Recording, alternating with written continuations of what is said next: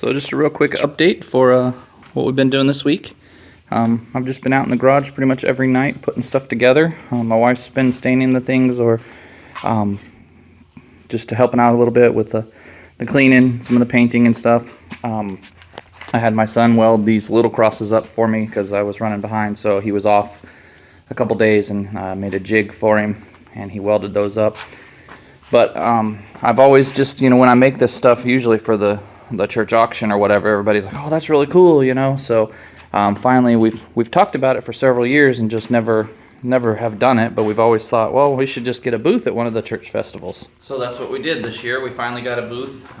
Just bit the bullet. I've always kind of thought about it, but just never thought, well, because I kind of hate to go there and people will be like, yeah, I don't like it, walk away. It's a pride thing, but I just bit it because everybody always, it's kind of like when my wife used to make the cakes and things. We were way more critical of the work than the actual person. So you'd get there and the bride would be like, oh my gosh, that's awesome, and we were like, it looks like crap, but it really doesn't, and it's just how it goes. So hopefully that'll be the case this time. And I got these two left here to make. I got to finish putting a crown on this one.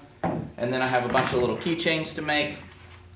These little crosses, I sure wish I had a TIG welder because this would be perfect for that. So, in the future, that's what I'll be buying, is a TIG welder. Because this kind of stuff, this little 1/8 inch, you just, clean it off real well and do the little TIG there and fuse it together, no rod, no nothing. And they came out pretty good. These I didn't clean off because I was in a hurry at the end of class. So they had a couple blowouts and whatever, but the ones that I did where I cleaned it, they came out great. I actually did some of these big crosses with the TIG welder. I think I have one over there. Yeah, they came out real pretty and just pretty much nice and perfect for this kind of stuff. Didn't really need to dress it or anything. That's why I just left these. I just ground off the corners for some accent and ground off the weld a little bit to give it a little bit more shine, and then sprayed a clear coat on it. So it's pretty easy.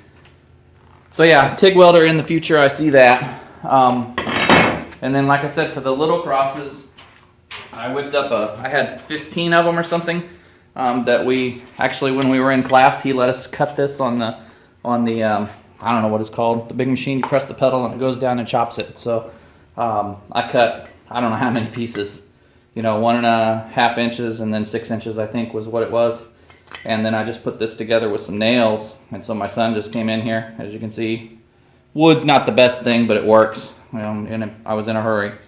So you just put your long piece in there, slide your two side pieces on, and weld it. So this would even be perfect for a TIG welder, because then it'd be in there, and you don't have to worry about it as much with that though, because it doesn't move. When that wire comes out, it tends to move things. So that's why you need a jig. But anyway, that worked out pretty good, and he got all those welded up for me.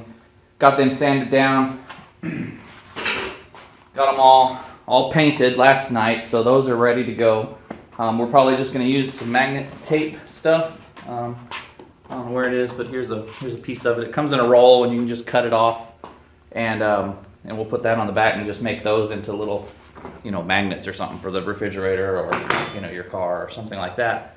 So that'll be cool. That's just what we've been up to.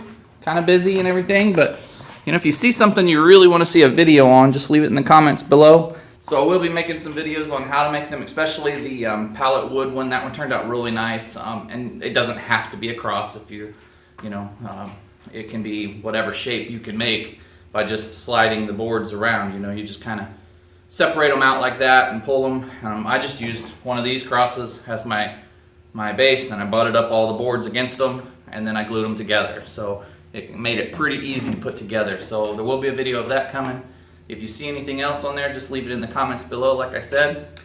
And hopefully I'll get the rest of this stuff done today and then back to normal life for a while. So as always, thanks for watching. Get outside and do something, and we'll catch you in the next video.